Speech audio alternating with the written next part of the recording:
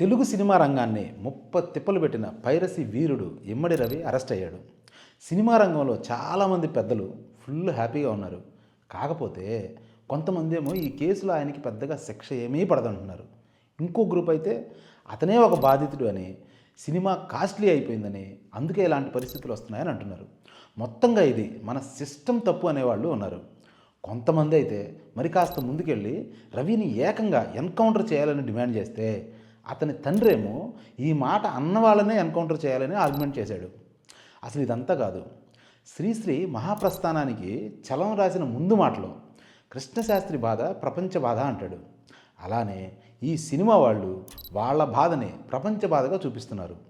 ఇంతకంటే పెద్ద సమస్యలు ప్రపంచంలో చాలా ఉన్నాయి అని మొత్తానికే తీసిపారేస్తున్నారు కొంతమంది. కాబట్టి ఈ అంశంలో మాదైన విశ్లేషణ చేయడం అవసరమని భావించి ఈ వీడియో చేస్తున్నాం. ఈ వీడియోలో డిజిటల్ పైరసీ ఎలా మొదలైంది, ఎందుకు మొదలైంది, ఇలాంటి వ్యక్తులు ఎందుకు పుట్టుకొస్తారు, ప్రజలు ఎందుకు చూస్తారు, మన సిస్టమ్ ఎందుకు ఆపలేకపోతుంది, ఈ అరెస్టుతో ఇకపై పైరసీ ఆగిపోతుందా, మొత్తంగా అసలు పైరసీ అనేది మన దేశంలో ఏ స్థాయిలో ఉంది, అలాంటి అంశాలు లెక్కలతో సహా తేల్చేద్దాం.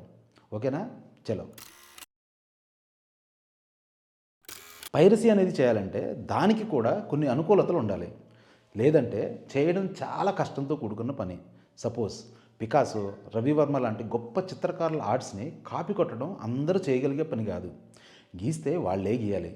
లేదా అలాంటి టాలెంట్ ఉన్న కొద్దిమంది మాత్రమే చేయగలగాలి. ఎందుకంటే అదొక యూనిక్ స్టైల్ కాబట్టి. అప్పట్లో ఉండే ఆర్ట్ ఫామ్స్ అంటే గీయటం, చెక్కడం లాంటివి పైరసీ లేదా కాపీ చేయడం కష్టసాధ్యం. ఎవరైనా ఇమిటేట్ చేసినా అది తెలిసిపోయే అవకాశాలు కూడా ఎక్కువే.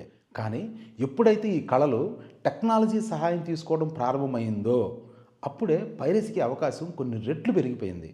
సో ఈ లైన్ గుర్తుపెట్టుకోండి. టెక్నాలజీ అనేది పైరసీకి రాచమార్గం పరిచిందని చెప్పుకోవచ్చు. నేటి తరానికి పైరసీ అనేది టెలిగ్రాము, ఐబొమ్మ, టొరెంట్ లాంటి వాటితోనే ప్రారంభమైందని అనుకుంటారు. కానీ వాస్తవాలు చూస్తే భారతదేశంలో పైరసీ చరిత్ర 40-45 ఏళ్ల క్రితమే మొదలైంది. 1980-90ల కాలంలో ఏదైనా సినిమా ఆడియో క్యాసెట్ రిలీజ్ చేసిన కొన్ని రోజుల్లోనే చెన్నై రోడ్లపై బహిరంగంగా డూప్లికేట్ క్యాసెట్స్ అమ్మేవాళ్ళు. మౌంట్ రోడ్డు, టీ నగర్లలో 10 రూపాయలకి క్యాసెట్లు దొరికేవి. ఒరిజినల్ 30 రూపాయలు అలా ఉండేది. వీటిని రికార్డ్ చేయడానికి కావాల్సిన ఎక్విప్మెంట్ అప్పటికే అందుబాటులోకి వచ్చింది. మనకి కావాల్సిన పాటలు రకరకాల సినిమాల నుండి ఒక 6 సెలెక్ట్ చేసుకుని ఒకే క్యాసెట్లో చేసేవాళ్ళు. ఇలా రికార్డింగ్ చేయడం అనేది అప్పుడు ఒక పెద్ద బిజినెస్. ఇది అప్పట్లో చాలా బహిరంగంగా జరిగేది. ఎవరు అడిగేవాళ్ళు కూడా కాదు. ఇక్కడ వింత ఏంటంటే పైరసీ చేస్తున్నాము అన్న విషయం ఆ క్యాసెట్లు కాపీ చేస్తున్న వాళ్ళకి కానీ, అది చేయించుకున్న వాళ్ళకి కానీ అవగాహన ఉందా అంటే చెప్పడం కష్టమే. అక్కడే పైరసీ మొదట నార్మలైజ్ అయింది. అప్పుడు అది క్రైమ్ కన్నా కూడా ఒక కన్వీనియన్స్గా అందరూ చూశారు. దీనికన్నా ముందు గ్రామ్ఫోన్ లాంటివి ఉన్నా వాటిని కాపీ చేయడం చాలా కష్టం కాబట్టి కుదరలేదు. పోనీ మాకు తెలియదు, మా పరిధిలోకి రాలేదనుకోండి. కొంచెం అటు ఇటుగా సినిమాలు కూడా వీడియో క్యాసెట్స్ రూపంలోకి వచ్చాయి. అవి కాపీ చేసేసేవాళ్ళు. 2005 కల్లా ఆడియో, వీడియో సీడీలు కూడా వచ్చాయి. అదే పైరసీ ఒరవడి టెక్నాలజీ మారుతున్నా కంటిన్యూ అయ్యింది. ఇవన్నీ బహిరంగంగానే అమ్మేవాళ్ళు. చెన్నైనే దీనికి ప్రధాన హబ్బు. అక్కడి నుంచే మిగతా ప్రాంతాలకు ట్రాన్స్పోర్ట్ అయ్యేవి. రాను రాను ఏమైందంటే సినిమా రిలీజ్ అయిన రెండో రోజే థియేటర్లో వీడియో కెమెరాలతో రికార్డింగ్ చేసి సీడీల రూపంలో అమ్మడం మొదలుపెట్టారు. గతంలో ఆడియో క్యాసెట్స్ రికార్డింగ్ చేసే షాప్స్ వాళ్ళు, వీడియో లైబ్రరీ షాప్స్ వాళ్ళు ఈ పైరసీ వీడియోలు అమ్మడం మొదలుపెట్టారు. మామూలు సినిమా సీడీ అయితే 30 రూపాయలు, కొత్త సినిమా థియేటర్ ప్రింట్ అయితే 50 రూపాయలు, 60 రూపాయలకి ఇచ్చేవాళ్ళు. ఒక సీడీ నుండి ఇంకొక సీడీ తయారు చేయడానికి ఇప్పట్లో కాపీ పేస్ట్ కాదు, రికార్డింగ్ చేయాలి. దానికి 1 గంట టైం దాకా పట్టేది. సో అలా కాపీ చేసి ఎవరు ముందుగా రిలీజ్ చేస్తే వాళ్ళకే బిజినెస్ ఉండేది. దానికోసం ఒక పోటీ. సినిమా ఇండస్ట్రీ ఈ రెండో రోజే వీసీడీ, డీవీడీ రావడం మొదలైనప్పుడే మొట్టమొదటిసారిగా అతిపెద్ద లాస్ని చూసింది. అప్పుడే పైరసీ వల్ల జరిగే నష్టం ఏంటో అందరికీ అర్థమైంది. పోలీసులతో దాడులు చేయించేవాళ్ళు, కానీ అవేమీ పైరసీని ఆపలేకపోయాయి. ఎలా అయితే గాంధీ జయంతి రోజు చికెను, మందు అమ్మకాలు లేకపోయినా తినడం, తాగడం ఆగలేదో అలాగే ఆ కాలంలో ఇదొక పెద్ద ఈవెంట్లా ఉండేది జనాలకి. కొత్త కొత్త సినిమాలు రిలీజ్ అయితే థియేటర్లతో పాటు సీడీ షాపుల చుట్టూ కూడా జనాలు తిరిగేవాళ్ళు. వచ్చిందా వచ్చిందా అనుకుంటూ. అడపాదడప రైట్స్ చేసి పట్టుకున్నా శిక్షలు పెద్దగా లేకపోవడంతో నెక్స్ట్ సినిమాకి మళ్ళీ రెడీ అయిపోయేవాళ్ళు. ఇదే కాన్సెప్ట్తో వీడొక్కడే అనే సినిమా కూడా వచ్చింది. యూట్యూబ్లో ఉంటుంది, కుదిరితే చూసేయండి. సో మారుతున్న టెక్నాలజీ, అది కాపీ చేయగలిగే టెక్నాలజీ అందుబాటులోకి వచ్చాక పైరసీ అనేది కూడా ఒక బిజినెస్ లాగా మారిపోయింది. దీని మీద బతికే ఒక బ్లాక్ మార్కెట్ తయారైంది. రాష్ట్రాలు, సిటీలు, గ్రామాల వారీగా పనిచేసుకుని మార్కెట్ని సృష్టించుకున్నారు. మనం గతంలో జీడిపి వీడియోలో చెప్పుకున్న షాడో మార్కెట్లో ఇది కూడా భాగమే. చూడకపోతే ఆ వీడియో కూడా చూసేయండి, లింక్ డిస్క్రిప్షన్లో ఇస్తాం. సినిమా డిజిటలైజ్ అయ్యాక పైరసీ ఇంకో కొత్త ఫేజ్లోకి మారిపోయింది. అదే కాలంలో సాఫ్ట్వేర్ టెక్నాలజీలో అలాగే డిజిటల్ టెక్నాలజీలో వచ్చిన మార్పులు విపరీతంగా పెరిగి పైరసీ అనేది చాలా ఈజీ అయిపోయింది. అంటే సీడీలు అమ్మడం తగ్గిపోయి సినిమా ఫైల్స్ షేర్ అవ్వడం మొదలైంది. పెన్ డ్రైవ్స్ వచ్చాక కాపీ పేస్ట్ అనేది ఇంకా సింపుల్ అయిపోయింది. ఇదే కాలంలో అంటే సుమారుగా 2008 కాలంలో టొరెంట్ అనే ఒక పెద్ద ఎక్స్ప్లోజన్ అయితే జరిగింది. ఒక రకంగా చెప్పాలి అంటే ఇది పైరసీని గ్లోబలైజ్ చేసేసింది. ఎక్కడో ఎవడో అప్లోడ్ చేస్తే ప్రపంచంలో ఎక్కడున్నా డౌన్లోడ్ చేసుకునే వెసులుబాటు వచ్చేసింది. ఈ దెబ్బతో సినిమా ఇండస్ట్రీకి, ముఖ్యంగా నిర్మాతలకి నిద్ర కరువైందని చెప్పాలి. సినిమాని థియేటర్లో రికార్డ్ చేయడం, అప్లోడ్ చేయడం, రిలీజ్ అయిన గంటల్లోనే ఎక్కడో ఒక చోట దొరికేసేది. ఇక్కడ కూడా ఈ చెన్నై బ్యాచ్నే కీలకంగా ఉండేది. ఈ పైరసీకి ఇప్పటికీ చెన్నై ఒక పెద్ద హబ్ అనే అనుకోవాలి. తరువాతది మూడో ఫేజ్. 2015 కాలం నుండి తమిళ్ రాకర్స్, మూవీ రూల్స్ లాంటి ఆన్లైన్ స్ట్రీమింగ్ ప్లాట్ఫామ్స్ మొదలయ్యాయి. అంటే సినిమా కాపీ చేసుకుని లేదా డౌన్లోడ్ చేసుకుని చూడాల్సిన పని లేదు, ఆన్లైన్లో చూసేయచ్చు. టొరెంట్లో డౌన్లోడ్ చేసుకోవడం కూడా కామన్ మ్యాన్స్కి అంత ఈజీ కాదు, టెక్నికల్ పర్సన్స్ మాత్రమే చేయగలిగేలా ఉండేది. కానీ ఈ ఆన్లైన్ స్ట్రీమింగ్ అనేది వచ్చాక దాదాపు ప్రతి ఒక్కరికి ఈజీ అయిపోయింది. ఓటీటీలు అన్న నంబర్స్ అడుగుతాయి, అంటే ఫోన్ నెంబర్స్ అట్లాంటివి అడుగుతాయి. వీటికి అవసరం కూడా లేదు. ఒకవేళ డిపార్ట్మెంట్ వాళ్ళు ఒకదాన్ని ఆపేస్తే, అంటే ఒక లింక్ని ఆపేస్తే ఇంకొక డొమైన్లో పెట్టేసేవాళ్ళు. కాసేపు వెబ్ సెర్చ్ చేస్తే ఎక్కడో చోట సినిమాలు దొరికేసాయి. ఇక టెలిగ్రామ్ లాంటి మొబైల్ యాప్స్ రావడం, కరోనాలో ఆన్లైన్ వాచింగ్కి అలవాటు పడడం, మొబైల్ డేటా అనేది చీప్గా దొరికేయడంతో కాపీ పేస్ట్ ఈజీ అయిపోయి స్ప్రెడ్డింగ్ వేగంగా అసలు ఆపలేని విధంగా తయారైంది. గంటలో లక్షల మంది డౌన్లోడ్ చేసుకునే స్టేజ్కి వచ్చేసింది. ఇదే కాలంలో ఇలాంటి పైరసీ మాఫియాకి సినిమా ఇండస్ట్రీ వాళ్ళు డబ్బులు ఇచ్చి మరీ కొన్ని రోజులు ఆపుకునే వాళ్ళని టాక్ వచ్చింది. అంతేకాకుండా తమకు పోటీ ఉండే ఇతర హీరోలవి బ్యానర్లవి సినిమాలు పైరసీ చేయించే విధంగా లాబింగ్ కూడా జరిగినట్టు అప్పట్లో గుసగుసలు వినిపించేవి. వాటిపైన సరైన ఆధారాలు లేవులేండి, అది కామను, అది దొరకవు కూడా. ఈ మొత్తం వ్యవహారంలో ఇమ్మడి రవి ఐబొమ్మ పాత్ర ఏంటో ఇప్పుడు చూద్దాం. వాస్తవానికి ఈ 40 సంవత్సరాల పైరసీ హిస్టరీలో ఇమ్మడి రవిది ఒక చిన్న చాప్టర్ మాత్రమే. రూట్ కాజ్ మాత్రం తను కాదు అని చెప్పక తప్పదు. ఎందుకంటే ఎప్పటి నుండో నడుస్తున్న థియేటర్ ప్రింట్ కాపీని పైరసీ చేసి రిలీజ్ చేసే మూవీ రూల్స్ లాంటివి ఇప్పటికీ తమిళ్ రాకర్స్ లాంటి తమిళ్ పైరసీ గ్యాంగ్స్ నడిపిస్తూనే ఉన్నాయి. అవి ఇంకా యాక్టివ్గానే ఉన్నాయి. ఇలా అని తమిళ ప్రజలను, తమిళ భాషను తప్పు పట్టాల్సిన పని లేదు. జస్ట్ ఆ పేరుతో చేస్తున్నారు అంతే. కాకపోతే సినిమా ఇండస్ట్రీకి అతిపెద్ద ప్రమాదం ఈ ఐబొమ్మ నుండే జరిగింది అనేది అన్ని చోట్ల వినపడుతున్న మాట. ఎలా అంటే థియేటర్ ప్రింట్ ఎప్పటి నుంచో ఉన్నా దాని వీడియో క్వాలిటీ కానీ, ఆడియో క్వాలిటీ కానీ సినిమాని ఇష్టపడే వాళ్ళకి పెద్దగా నచ్చదు. ఏదో ఒకటి చూసేద్దాం అనుకునే వాళ్ళు చూడాల్సిందే. కానీ వాళ్ళు కూడా ఎక్కడో ఒక చోట విసుగొచ్చి మొత్తం సినిమా చూసేవాళ్ళు కాదు అనేది వాస్తవం. ఒకలాంటి అసౌకర్యం అయితే ఉంటుంది. కానీ ఈ ఐబొమ్మ విషయంలో జరిగింది ఏంటంటే హై క్వాలిటీ వీడియో, ఆడియోతో పాటు ఓటీటీలలో వచ్చే క్వాలిటీతో రావడంతో మొత్తం సినిమా వ్యవస్థపైనే చాలా పెద్ద ప్రభావం పడింది. ఈ మాట అనగానే సాధారణంగా ఒక డౌట్ వస్తుంది. ఐబొమ్మలో ఓటీటీలోకి వచ్చాక కదా వస్తుంది, థియేటర్ కాపీ అయితే వెంటనే వస్తుంది కదా, దాన్ని ఆపకుండా ఈ ఐబొమ్మను మాత్రమే ఆపితే వచ్చే సొల్యూషన్ ఏముంది అని. ఈ ఐబొమ్మ వల్ల థియేటర్స్లోకి వచ్చే ఆదాయానికి పెద్ద సమస్య ఉండదు కదా అని.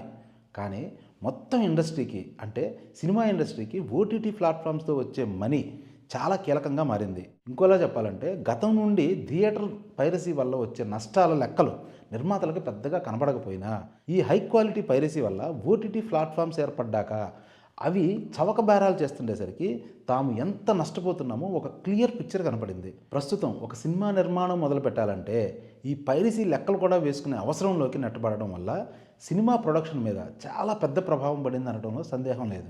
ఇంకా అర్థమయ్యేలాగా చెప్పాలంటే ఒక రైతు తన పంటకి చీడపీడలు పడితే పురుగుల మందు కొట్టి తప్పించుకునే అవకాశం ఉంది. కానీ ఎంతో కష్టపడి తయారు చేసిన సినిమాకి పట్టిన పైరసీ అనే ఒక పురుగుని ఎలా తొలగించాలో ఎవ్వరికీ అర్థం కాలేదు.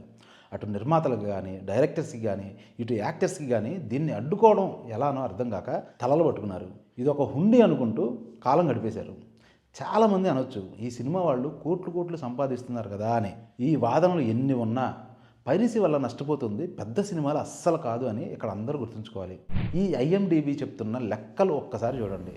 రీసెంట్గా వచ్చిన పెద్ద సినిమాలకి ఓటీటీలు ఎంత ఇచ్చుకున్నాయో. కల్కి 375 కోట్లు, కేజీఎఫ్ 320, ఆర్ఆర్ఆర్ 300. ఈ లిస్టులో చివరన ఉన్న కుబేర సినిమాకి 47 కోట్లు. లింక్ డిస్క్రిప్షన్లో ఉంది, మొత్తం కావాలంటే చూడండి. కానీ ఒక చిన్న సినిమాని ఓటీటీకి తీసుకోవాలంటే నిర్మాతలు ఎంత కష్టపడాలో దగ్గరుండి చూశాను. ఇంత కష్టపడి చేసిన వాళ్ళు ఇచ్చేది గంట వాచ్ టైంకి ₹1.5 నుండి ₹4 మాత్రమే. అసలు ఓటీటీలు తీసుకుంటే చాలు ముర్రో ఏదో ఒక రేటుకి అని వాళ్ళ చుట్టూ తిరిగే చిన్న నిర్మాతలే ఎక్కువ. వాళ్ళ వాదనల ప్రకారం ఈ పైరసీ వల్ల అత్యంత ఎక్కువగా ప్రభావితం అయ్యేది చిన్న సినిమానే. పెద్ద సినిమాలు అటు థియేటర్స్లోనూ ఇటు ఓటీటీల్లో కూడా కొంతమేర సేఫ్గానే ఉన్నా చిన్న సినిమాకి మాత్రం అసలు ఛాన్సే ఉండట్లేదు. ఈ ప్రభావం సినిమా నిర్మాణం పైన, ముఖ్యంగా క్రియేటివిటీ మీద పడుతుంది అని ప్రజల్లో నుండి ఇంకొక పెద్ద ప్రశ్న వస్తుంది. మల్టీప్లెక్స్లో పాప్కార్న్, కూల్ డ్రింక్స్ రేట్లు ఎక్కువ ఉన్నాయని. వీళ్ళందరినీ నేను ఒకటే ప్రశ్న అడగాలనుకుంటున్నా. మల్టీప్లెక్స్ అనే సిస్టమ్ మొదలు కాకముందు నుండే పైరసీ ఉంది, మరి అప్పుడు ఎందుకు ఉంది? పోనీ ఇప్పుడు ప్రభుత్వాలు వాటిని తగ్గిస్తే పైరసీ ఆగుతుందా? చూడడం మానేస్తారా? నిర్మాతల నుండి ఇంకొక ప్రశ్న కూడా వస్తుంది.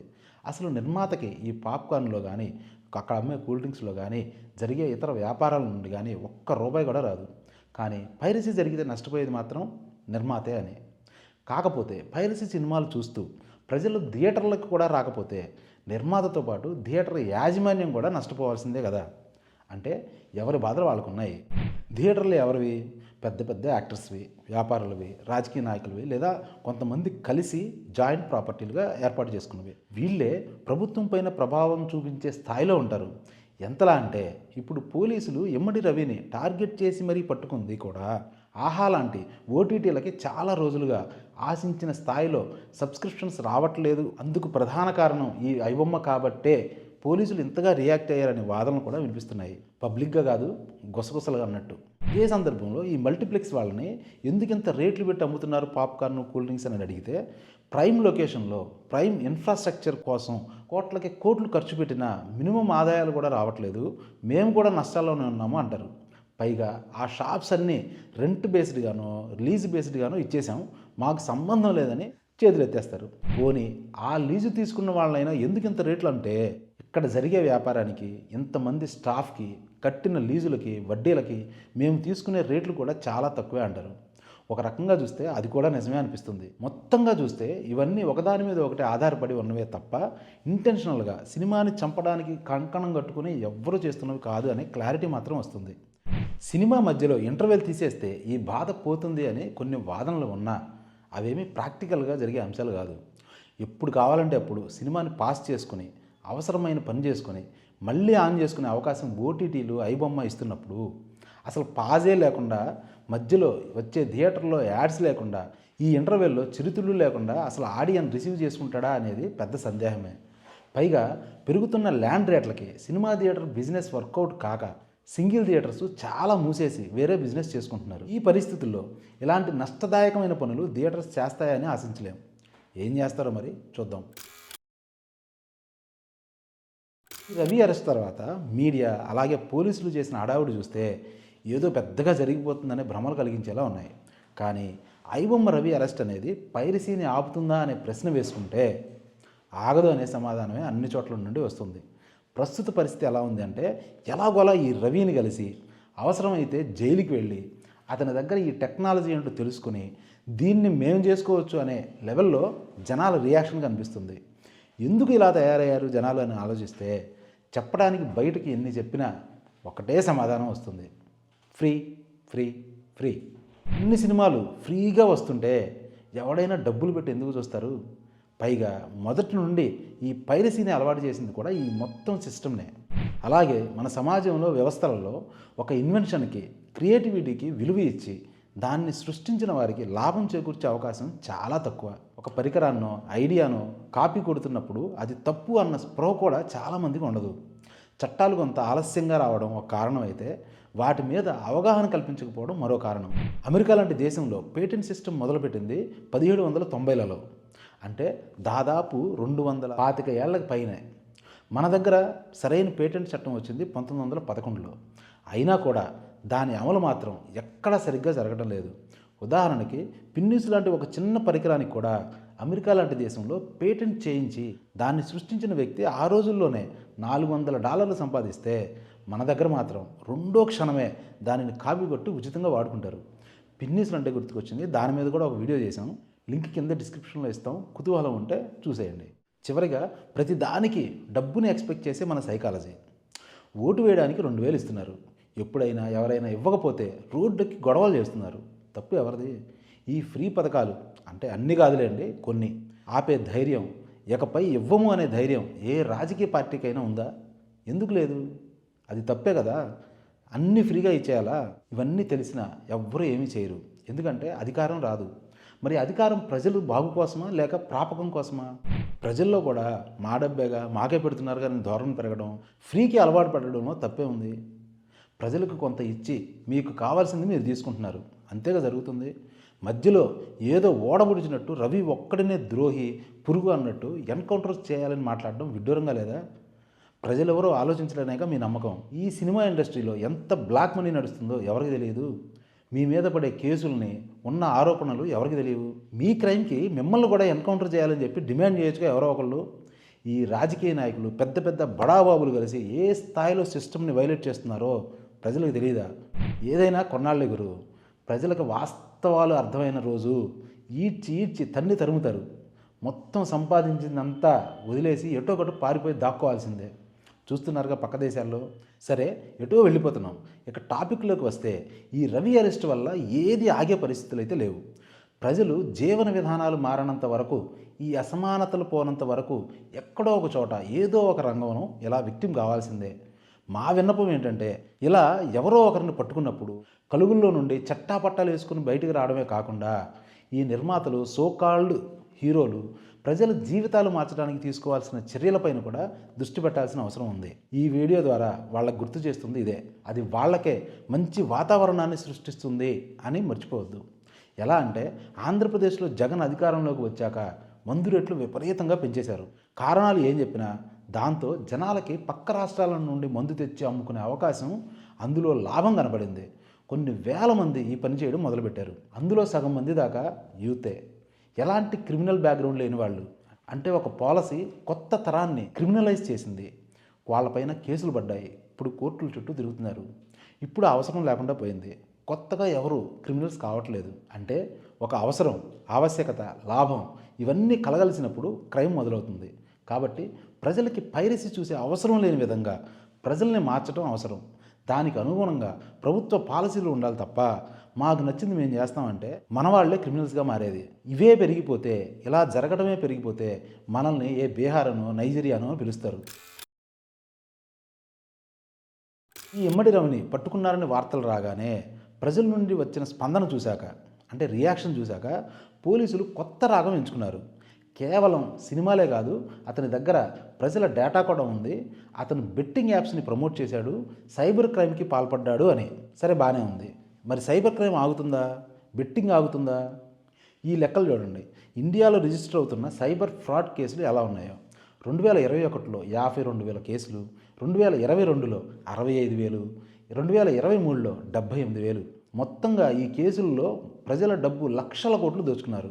అందులో రికవరీ అయింది ఎంతో తెలుసా? కేవలం 8 to 10% అంట.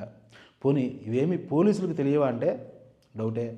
ఇవన్నీ కూడా ఐబొమ్మ వల్లే జరుగుతున్నాయా అంటే, మా అంచనా ప్రకారం పోలీసులు తలుచుకుంటే వీటిలో 90% రికవరీ చేయగలిగే సామర్థ్యం ఉన్నవాళ్లే, కానీ చేయరు. ఈ క్రిమినల్స్ ఎవరో పోలీసులకి క్లియర్గా తెలిసినే అనుకోవాలి. కనీసం మన దేశంలో ఉన్న వాళ్ళనైనా పట్టుకోగలరు, కానీ అది చేయరు. ఏళ్లకి ఏళ్ళు ఆ కేసులు అలా పెండింగ్లోనే ఉంటాయి. వాటిని పరిష్కరించి ప్రజల కష్టాలని వెనక్కి తేవాలి అనే కసి మాత్రం ఎవ్వరికీ ఉండదు. ఎక్కడ లేని ఉదాసీనత వస్తుంది. ఈ సైబర్ నేరగాళ్ళు కూడా పోలీసులని పచ్చి బూతులు తిడుతూ మీరు మమ్మల్ని పట్టుకోలేరని సవాల్ విసిరితే తప్ప యాక్షన్ తీసుకోరేమో కదా. ఎనివే, అది ఇంకో టాపిక్లు అండి. సమయం వచ్చినప్పుడు దీని గురించి కూడా, సైబర్ క్రైమ్ మీద ఇంకొక వీడియో చేద్దాం. మళ్ళీ మనం పైరసీ దగ్గరకు వద్దాం. ఈ సినిమా పైరసీ ఒక్కటే కాదు, software piracy, book piracy, audio piracy, ఇంకా చాలా మన ఇండియాలో విపరీతంగా ఉంటుంది. వాటిపైన కూడా యాక్షన్స్ చాలా చాలా తక్కువ. ఎందుకంటే ఇందులో చాలా పైరసీలకి వీళ్ళు కూడా పాల్పడుతుంటారు. ఒక్కసారి మీ కంప్యూటర్లు, మీ ఫోన్లు, మీ డివైజులు పరిశీలించుకోండి, ఎన్ని పైరసీ అప్లికేషన్స్ ఉన్నాయో. మాటకొస్తే చైనా అని ఆడిపోసుకుంటారు, కానీ ఈ పైరసీలో మనం కూడా ఏం తక్కువ కాదు. వాళ్ళన్నా కాపీ చేసుకుని కొత్త పేరు పెట్టుకుని వాడుకుంటారు. మనం వాడేవన్నీ క్రాక్డ్ వెర్షన్సే. చెప్పుకుంటే సిగ్గుచేటు. చైనాలో కంట్రోల్డ్ పైరసీ ఉంటుంది, కానీ మన దగ్గర కియోటిక్ పైరసీ, ఎవడిష్టం వాడిది. చైనా పైరసీ రేటు 66% అయితే ఇండియాలో 60 to 65%, యూఎస్లో 17. మనం ఎక్కడున్నాం? దీని గురించి మాట్లాడినా ఇంకో వీడియో అవుతుంది, అందుకే ఇది కూడా ఇక్కడతో వదిలేదు. తీసేయి అన్నీ తీసేయి. మొత్తంగా చూస్తే అతని లాంటి వాళ్ళు ఎందుకు పుడుతున్నారో అని ఆలోచిస్తే మొత్తం పంపిణీలో వైఫల్యాలు, అధిక ధరలు, ఓటీటీలు విభజన అంటే రకరకాల ఓటీటీలు ఏర్పడడం రావడం, బలహీనమైన చట్టాలు, సిస్టంలో లొసుగులు, 40 సంవత్సరాల సాంస్కృతిక కండిషనింగు, ఆర్థిక అసమానతలు ఇవన్నీ కారణాలుగా కనబడుతుంటాయి. ఎన్ని కారణాలు ఉన్నా ఈ ఐబొమ్మని సపోర్ట్ చేయలేము. అలా చేస్తే ప్రతి క్రైమ్ని సపోర్ట్ చేయాల్సి వస్తుంది. ఇది క్రైమ్ అని అతనికి తెలిసే చేశాడు, అతను సంపాదించుకున్నాడు కూడా, కాబట్టి శిక్ష కూడా అనుభవించక తప్పదు. ఒకవేళ కోర్టుల్లో శిక్ష పడితే, అవునండి, అది జస్ట్ అరెస్ట్ మాత్రమే, ఛార్జ్షీట్ వేయాలి, వాదనలు జరగాలి. రవి ఎలాంటి లాయర్ని పెట్టుకుంటాడో తెలియదు కదా, ఏ స్థాయిలో కోర్టులో వాదించగలడో కూడా తెలియదు. చట్టం పెద్దవాళ్ళ చట్టం అని మనకు తెలిసిందే కదా. ఇప్పుడు తేలాల్సింది ఏంటంటే ఈ ఐబొమ్మ రవి పెద్ద చుట్టమా చిన్న చుట్టమా అని. ఈ ఐబొమ్మ రవి అరెస్టు సమస్యకి సొల్యూషన్ కాదు, సిమ్టమ్ మీద యాక్షన్ మాత్రమే. ఐబొమ్మ ఆగిపోవచ్చు, కానీ సిస్టమ్ మారకపోతే రేపు ఇంకొక మైబొమ్మ పుడుతుంది, లేదా యూ బొమ్మ పుడుతుంది. మనం క్రిమినల్స్ని తయారు చేయకూడదు, క్రైమ్కి అవకాశం లేని సమాజాన్ని నిర్మించుకోవాలి. ఏమంటారు? మరో వీడియోతో మళ్ళీ కలుద్దాం. బాయ్.